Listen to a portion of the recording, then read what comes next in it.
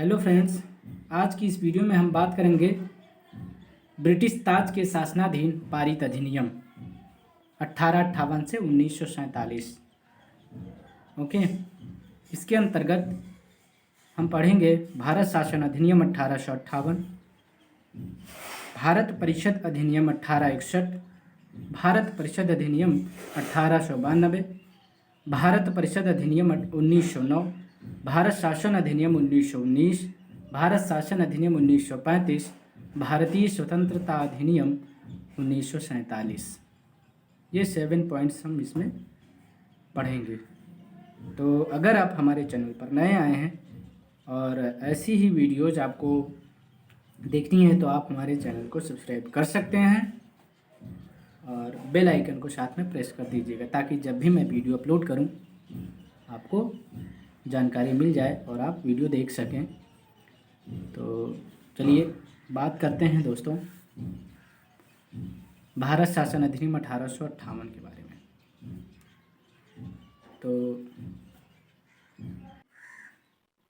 तो आ गए हैं हम भारत शासन अधिनियम 1858 पे। ठीक है, तो ध्यान से सुनिएगा दोस्तों, बहुत ही इम्पॉर्टेंट है। ठीक है, ये वीडियो आपके लिए बहुत ही इम्पॉर्टेंट होने वाला है क्योंकि कई क्वेश्चन आपके इससे बनते हैं। ठीक है, आप यूपीएससी की तैयारी कर रहे हैं, सिविल सर्विसेज की तैयारी कर रहे हैं तो उसमें, और पीसीएस एग्ज़ाम में भी आते हैं। ठीक है, और जीएससी लेक्चरर के एग्ज़ाम होने वाले हैं उसमें भी इस वीडियो से पूछे जाएंगे क्वेश्चन, ये भी जान लीजिए। ठीक है, तो वीडियो को पूरा देखिएगा। तो चलिए बात करते हैं भारत शासन अधिनियम 1858 पे। तो इसके द्वारा जो है, भारत शासन अधिनियम 1858 के द्वारा जो है भारत का शासन ब्रिटिश ताज के अधीन कर दिया गया।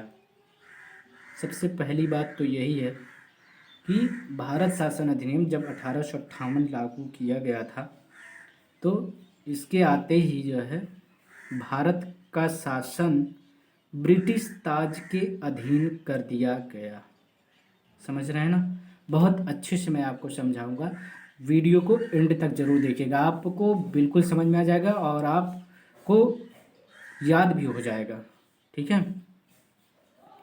तो मैंने क्या कहा कि भारत शासन अधिनियम 1858, ठीक है, 1858 जब लागू किया गया तो इसी अधिनियम के द्वारा भारत का शासन ब्रिटिश ताज के अधीन कर दिया गया और फिर गवर्नर जनरल के पद नाम को बदलकर भारत का वायसराय कर दिया गया,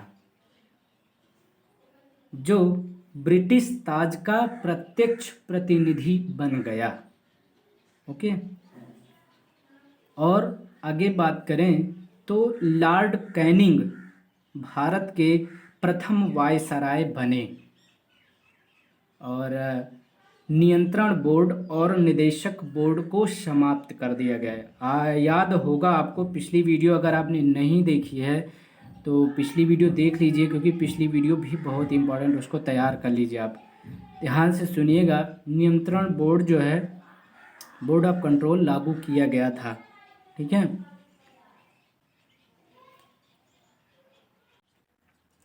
तो मैंने क्या कहा कि नियंत्रण बोर्ड और निदेशक बोर्ड को समाप्त कर दिया गया। आपको, अगर आपने पिछली वीडियो देखी है तो उसमें नियंत्रण बोर्ड की स्थापना की गई थी। किसमें की गई थी? Pitt's India act. ठीक है, पिट्स इंडिया एक्ट 1784, समझ गए? 1784 में जो है नियंत्रण बोर्ड की स्थापना की गई थी। और आज भारत शासन अधिनियम 1858 के अंतर्गत जब लागू किया गया था 1858, तो इसमें नियंत्रण बोर्ड और निदेशक बोर्ड दोनों को समाप्त कर दिया गया। और आगे बात करें तो इस अधिनियम के द्वारा, मतलब 1858 अधिनियम के द्वारा, 1858 एक्ट के द्वारा भारत के राज्य सचिव पद का सृजन किया गया, जिसमें भारतीय प्रशासन पर संपूर्ण नियंत्रण की शक्ति निहित थी। मतलब कि भारतीय प्रशासन पर संपूर्ण नियंत्रण की शक्ति शामिल थी उसमें। ठीक है, आगे बात करते हैं भारत परिषद अधिनियम 1861। बात करेंगे दूसरे पॉइंट पे, तो भारत परिषद अधिनियम 1861 जब 1800 मतलब कि भारत परिषद अधिनियम 1861 लागू हुआ, तो ध्यान से सुनिएगा। भारत परिषद अधिनियम 1861 के द्वारा कानून बनाने की प्रक्रिया में भारतीय प्रतिनिधियों को, किसको, भारतीय प्रतिनिधियों को शामिल करने की शुरुआत हुई।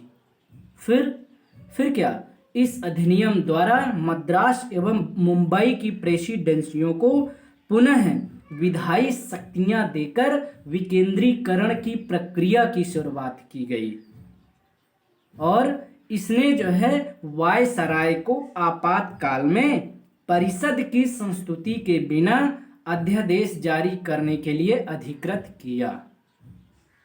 ओके, अब बात करेंगे भारत परिषद अधिनियम 1892। जब भारत परिषद अधिनियम 1892 शुरू हुआ था, लागू किया गया था, तो भारत परिषद अधिनियम 1892 के माध्यम से केंद्रीय और प्रांतीय विधान परिषदों में अतिरिक्त, मतलब गैर सरकारी, नॉन गवर्नमेंटल, ओके, तो जो भारत परिषद अधिनियम 1892 है, इसके माध्यम से केंद्रीय और प्रांतीय विधान परिषदों में अतिरिक्त सदस्यों की संख्या बढ़ा दी गई। और फिर क्या हुआ, केंद्रीय विधान परिषद के भारतीय सदस्यों को वार्षिक बजट पर बहस करने तथा सरकार से प्रश्न पूछने का अधिकार भी दिया गया, परंतु मतदान का अधिकार नहीं था। फिर क्या, निर्वाचन पद्धति का आरंभ किया जाना था। फिर इस अधिनियम की महत्वपूर्ण विशेषता थी, समझ रहे हैं ना बात हमारी, मतलब ये कि भारत परिषद अधिनियम 1892 में निर्वाचन पद्धति का आरंभ किया जाना, समझ रहे हैं ना, निर्वाचन पद्धति का आरंभ किया जाना, शुरुआत किया जाना, इस अधिनियम की, मतलब भारत परिषद अधिनियम 1892 की महत्वपूर्ण विशेषता थी। ओके, ये इंपॉर्टेंट लाइनें हैं, ध्यान से सुनिएगा, समझ रहे हैं ना। अब आगे बढ़ते हैं हम। अब बात करेंगे हम भारत परिषद अधिनियम 1909। याद कर लीजिए, भारत परिषद अधिनियम 1909 को ही मार्ले मिंटो सुधार भी, या मार्ले मिंटो सुधार के नाम से भी जानते हैं, याद कर लीजिए, भारत परिषद अधिनियम 1909, इसको ये भी बोलते हैं मार्ले मिंटो सुधार अधिनियम 1909, समझ रहे हैं ना। तो भारत परिषद अधिनियम 1909 को मार्ले मिंटो सुधार के नाम से भी जानते हैं। और 1909 मतलब भारत परिषद अधिनियम 1909 के द्वारा भारतीयों को विधि निर्माण तथा प्रशासन दोनों में, विधि निर्माण तथा प्रशासन दोनों में प्रतिनिधित्व प्रदान किया गया और इस अधिनियम ने केंद्रीय तथा प्रांतीय विधायिनी शक्ति को बढ़ा दिया। ओके, और परिषद के सदस्यों को बजट की विवेचना करने तथा उस पर प्रश्न करने का अधिकार दिया गया और पृथक निर्वाचन के आधार पर मुस्लिमों के लिए सांप्रदायिक प्रतिनिधित्व का प्रावधान किया गया था। अब बात करते हैं भारत शासन अधिनियम 1919 के बारे में। तो वीडियो को एंड तक जरूर देखिएगा अगर आपको पूरी जानकारी हासिल करनी है तो।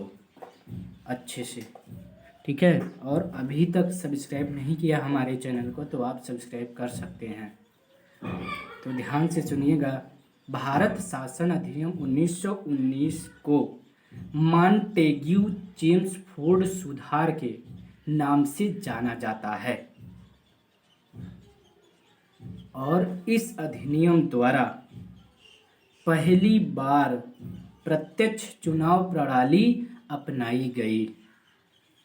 पहली बार प्रत्यक्ष चुनाव प्रणाली अपनाई गई। जो चीज़ मैं दोहरा रहा हूँ ये समझ लीजिए, वो थोड़ा सा ज़्यादा इम्पोर्टेंट है, एग्ज़ाम में पूछा भी गया है।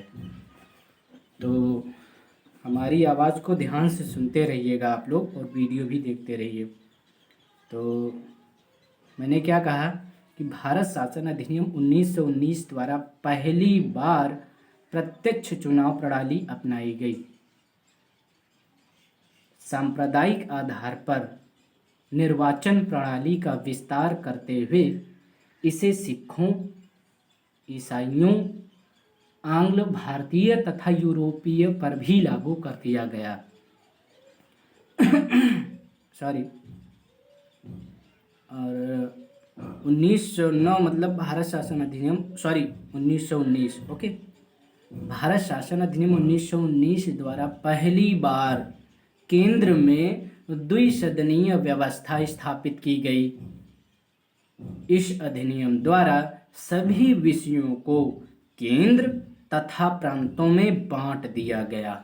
ये भी यह भारत शासन अधिनियम 1919 में ही हुआ कि सभी विषयों को केंद्र तथा प्रांतों में बांट दिया गया और द्विसदनीय केंद्रीय विधानमंडल समस्त ब्रिटिश भारत के लिए कानून बना सकती थी।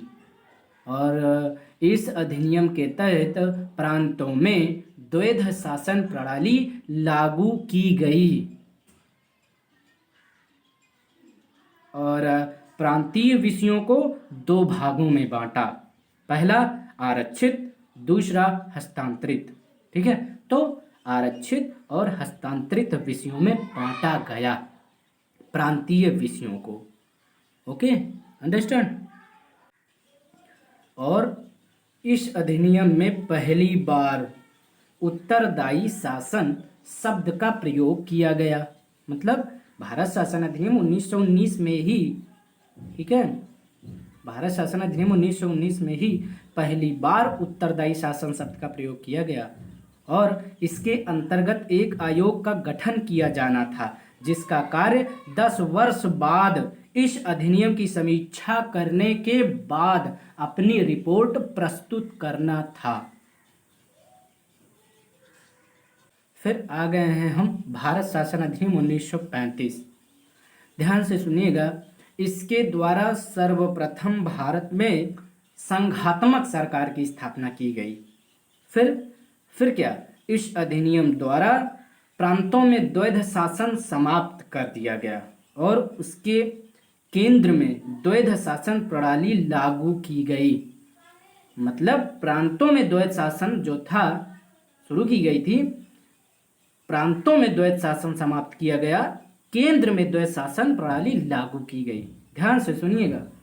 फिर भारत में मुद्रा एवं साख पर नियंत्रण के लिए भारतीय रिजर्व बैंक की स्थापना की गई और सांप्रदायिक निर्वाचन प्रणाली का विस्तार करते हुए दलित जातियों, महिलाओं और मजदूरों को इसमें सम्मिलित किया गया। इसी अधिनियम के तहत वर्ष 1937 में संघीय न्यायालय की स्थापना भी की गई। वर्ष 1937 याद कर लेना, ओके, वर्ष याद कर लेना आप कि संघीय न्यायालय की स्थापना कब की गई, किस अधिनियम के अंतर्गत की गई थी। इस अधिनियम द्वारा मतलब भारत शासन अधिनियम 1935 के द्वारा बर्मा को ब्रिटिश भारत से अलग कर दिया गया तथा दो नए प्रांत सिंध और उड़ीसा का निर्माण हुआ।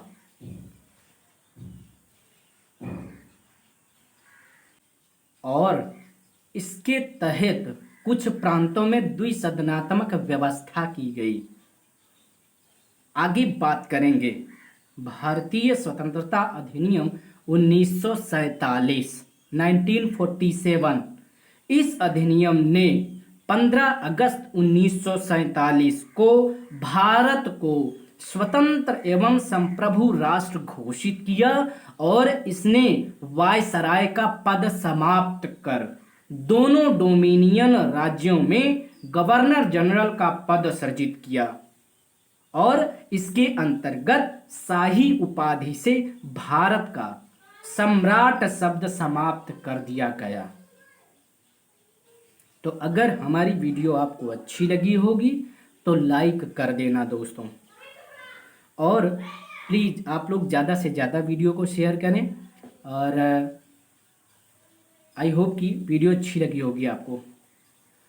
तो अगर आप ऐसी वीडियोस पाने के लिए, ऐसी वीडियोस देखने के लिए आप हमारे चैनल को सब्सक्राइब कर सकते हैं और बेल आइकन को साथ में प्रेस कर सकते हैं, और ताकि जब भी मैं वीडियो अपलोड करूं आपको जानकारी मिल जाए और आप वीडियो देख सकते हैं टाइम से।